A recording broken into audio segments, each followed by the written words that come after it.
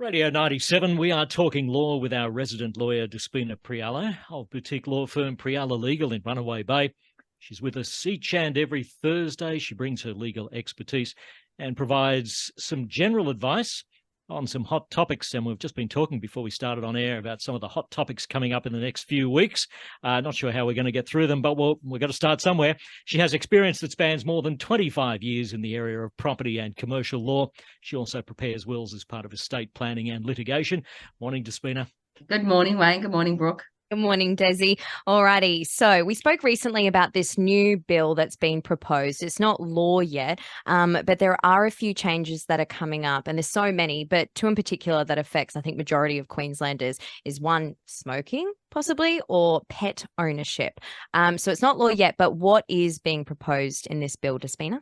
Yes, so I thought we'd talk about it. We talked about some proposed new laws last week in relation to sunset dates. And again, these are proposed laws. So remember when we talk today, everybody, there are not laws yet. They're only proposed. So what I'm going to mention today is in the bill that's been issued.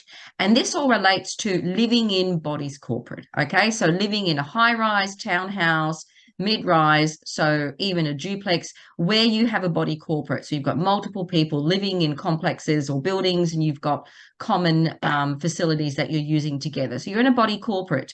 So, and that's communal living, basically, at its simplistic form. So there are proposed law changes. They're exciting.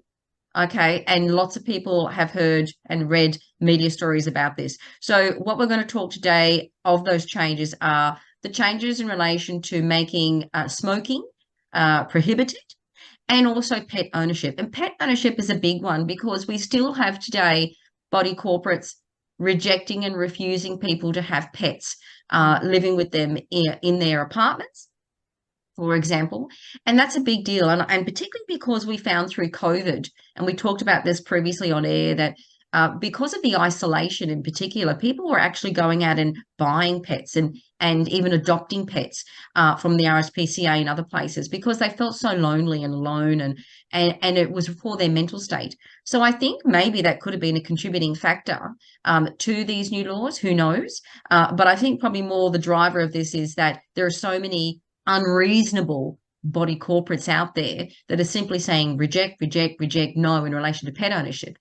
So I'm really happy about these proposed new laws that are in circulation at the moment. In relation to smoking, we want to talk about that first because that's also pretty important because over the years, of course, the World Health Organization has identified that smoking, even if you don't smoke, but you're obviously next to someone who is smoking, or even drifting smoke, can be a health hazard. So we want to talk about that, particularly in communal living, like in a body corporate, in a building. So let's talk about the smoking. So what the proposed new laws are going to allow is a body corporate can actually have a bylaw to prohibit smoking. And what does that mean, and what will it extend to? So what it's going to extend to under the current bill, right, which could be changed between now and when it's passed, is they're going to allow body corporates to have a bylaw to prohibit smoking in common areas, and we'll talk about that in a minute, what that means, and outdoor areas.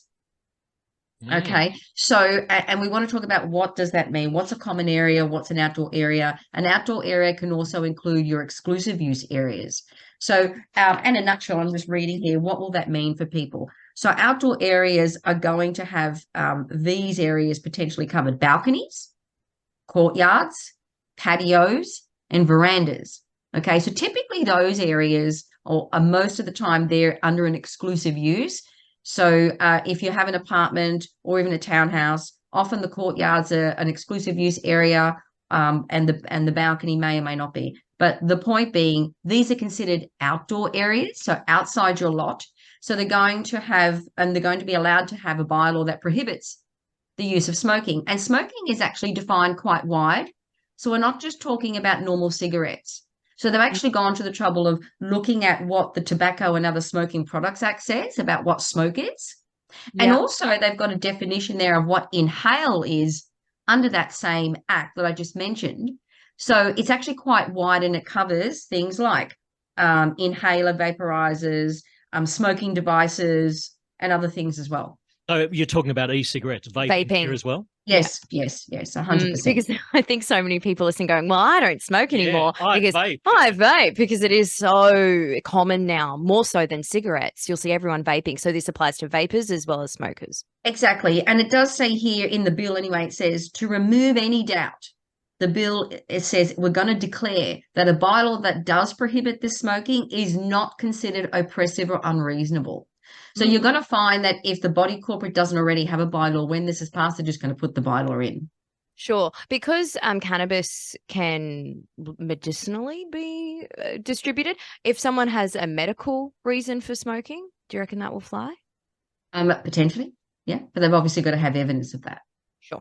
Yes, yes. But that's a good point to raise. Yeah. So, and I'm not sure if the bill actually touches upon that or deals with it. So it's an interesting point. Cannabis. Yeah. Okay. Yeah. So let's talk about pets, because pets is a big one. So that's the other proposed changes to pets and pet ownership.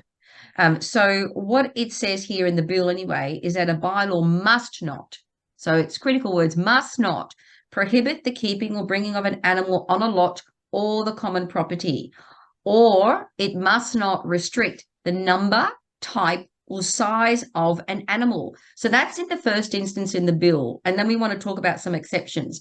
But that's really important because typically the body corporate will restrict, for example, you can only have one cat, one dog, or two dogs, and they can't be over 10 kilos, right? So that restricts a number of pets. For example, my Aussie Bulldog that I have, who I love, he's 28 kilos, but he's the most sedate, non-barking, non-nuisance dog you'll ever see. He sleeps all day. But would he be rejected under the current laws? Probably, which doesn't really seem fair when the really small dogs are usually the ones that yap all day. Yappy, yeah. Yeah. So, sorry, Despina, did I hear that right? But you said type as well in this Type. proposed bill, like the Yes. type of animal? Yes. So are they yes. saying yes to almost any animal? So let's go through some other aspects of the bill, which is going to be important to qualify this. Okay, so first of all, there's a blanket you must not just completely reject, but you do have to obtain the body corporate's written approval, which is like always, which is now.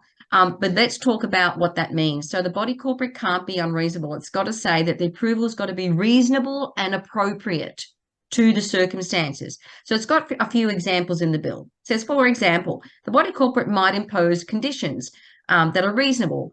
For example, the animal has got to be carried in a cage, in a pet pram, or on a leash to limit the animal's movement when it's in a lift, for example. Another example is you've got to make sure that the animal's waste is disposed of in a way that's it's reasonable, such as, odor, and it's not visible in sight for other people. So that's all sounds pretty logical, doesn't it? But yeah, it does rule out then in that specific line, it does rule out certain animals, because obviously you can't put every animal on a leash or in a pram in an elevator. So, exactly. An aquatic animal or something, it's not going to work. It's going to depend on the type of animal. So as I said, I couldn't put my dog, 28 kilos, in a pram. I mean, he'd just bowl over the pram in 1 second. So, that's not going to be reasonable. Have you tried it? No, he's not a pet. He's not a pram dog. No. So, and I certainly couldn't put him in a cage because I couldn't even carry the cage. So yes, but it then says to remove any doubt. It says there that a body corporate's just a blank refusal to approve a pet owner having a dog is unreasonable. But then it goes on to say this. It says that the body corporate may refuse to grant an approval, right, only if the body corporate is satisfied on reasonable grounds that either the keeping of the animal would contravene a law, and we'll get to that in a minute, or it would pose an unacceptable risk to the health and safety of an owner or occupier. So that's an interesting one. And if they could prove that and the owner was unwilling to, deal with the reasonable conditions they want to address, then perhaps the dog, could not stay and it could be rejected. And it has an example here. So to put it in perspective, it says here, if an owner or occupier of a lot has a severe allergy to a particular type of animal and it's not possible to impose a condition that would manage the person's risk of exposure to that particular allergen. Now, that's really interesting because I had that example just given to me this week by some agents on the Gold Coast who talked about a tower on the Gold Coast, a high rise, where some lot owners were saying that if they're exposed to dog hair or fur or whatever it is, they can have an anaphylactic shock, which is unusual, Mm. but it's quite serious. So that sort of turns my mind to think, well, if you're if you're a buyer and you're wanting to buy an apartment in a building, you'd really want to get that body corporate record search that I always recommend to buyers, because if there's a history of owners complaining about, look, you can't have pets in this building, I have an allergy, I can't deal with that, right? You want to know that before you actually go unconditional on your contract, because if you have your pet, you love your pet, you've just spent, a lot of money on an apartment, and then you find, oh, sorry, your pet's rejected because we've got someone who's got an allergy, and you may not be able to manage that risk, right? Which I think is pretty hard. I mean, how do you take your dog out for a walk knowing that the lot owner that has that, reaction may or may not be in the hallway, in the lift, in other common areas? It'd be pretty hard to manage.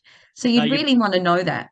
Yeah, you'd want to know that before you sign. Definitely. That's good advice there. You'd want to know that. And in terms of what I mentioned before about whether the dog would contravene a law, so it does say here that if dog is a dangerous, menacing, or restricted dog, right, so it's been declared that by the local council, like Gulf Coast City Council or other local councils, it can be rejected for that reason.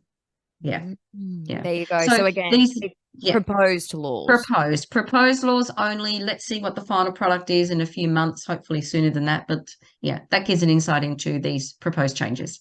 Very interesting. Thank you so much, Despina. And coming up next, how can your behavior outside of work possibly come back on your employer in the court of law? This has got to be probably the strangest segment and court case that we're about to talk about. Stay tuned. That's on Talking Law with Despina Priala. Are you confused about legal jargon? Do you need legal advice but don't know where to turn? Tune in to Talking Law with Despina Priala every Thursday morning at 8:30 on Radio 97. Despina, a leading lawyer with over 20 years of experience, will demystify the law and provide practical advice to help you navigate legal issues. Whether it's a family matter, a property dispute, or a business concern, Talking Law has got you covered. Don't miss out on this valuable resource. Tune in to Talking Law with Despina Priala every Thursday morning at 8:30 on Radio 97.